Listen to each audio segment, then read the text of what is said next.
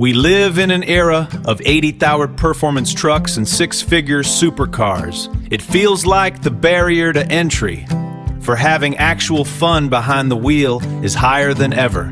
But what if the best way to get on the track isn't the newest tech, but the stuff everyone else moved on from? Welcome to leftover racing. The goal is simple: take what you have and get on the track.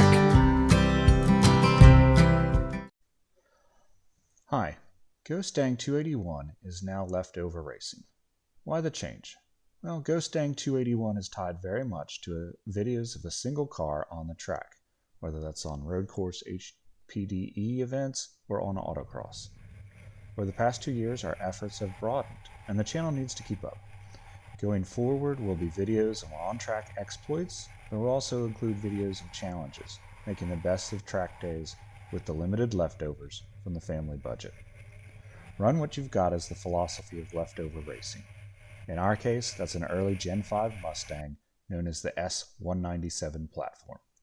Over time, we'll look at other budget-friendly cars that we've seen at HPDE events. For now, let's focus on the Mustang GT. It is the run what we've got car, but if you don't have a track car yet, well, get one. Why?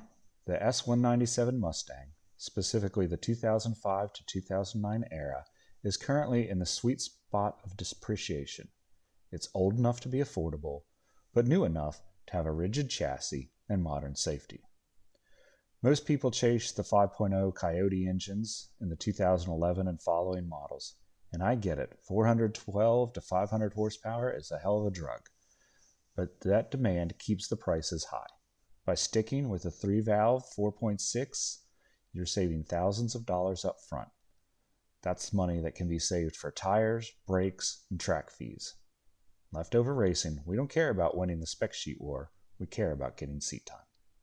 Now the purists will tell you that the live rear axle is ancient technology. They'll say the 3-valve V8 is underpowered at 300 horsepower, or that the real track-focused Mustangs don't start until the 2012 Boss 302. Here's why they're wrong for a budget build. First, durability. The 4.6 liter is an iron block heritage engine. It's a tank.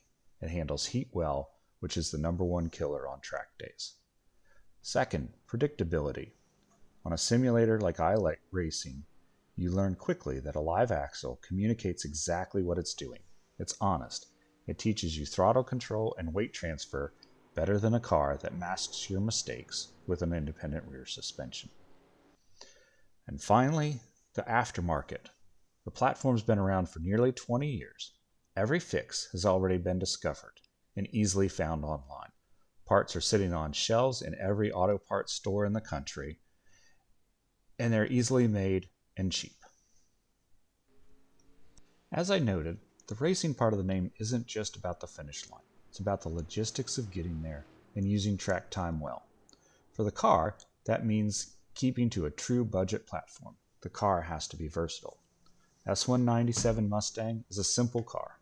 It's easy to work on at home. The parts, the tips and tricks, and the how-to videos are readily available. It's an easy car to drive, easy to get to and from track days without beating your body up. If you want a nicer track day drive, well, it's light enough that you don't need a heavy-duty dually to move it. You can pull the S197 with a standard SUV and a lightweight steel trailer. It's all about a balanced ecosystem. If you aren't stressed and your track car is reliable, you actually end up wanting to go to the track every day instead of dreading the breakdown. What can you expect from leftover racing? We're going to bridge the gap between the virtual and the physical. We'll use sims to practice, to learn a new track, and to refresh our minds on tracks we've been to. We'll practice with what we have, adjusting the sim setup to match the real car, not a dream car. We'll review our purchases, our sim setup, and budget, measuring everything in how much seat time and weekends on the track that it costs. No fluff, no sponsored builds that cost more than a house, just honest wrenching, smart driving, budgeting, and maximizing the leftovers to get faster. The best car in the world is the one that actually gets you to the grid. If you've been waiting for the right time or enough money to start racing, stop waiting. Find a platform that works for you, grab some tools, and let's get to work.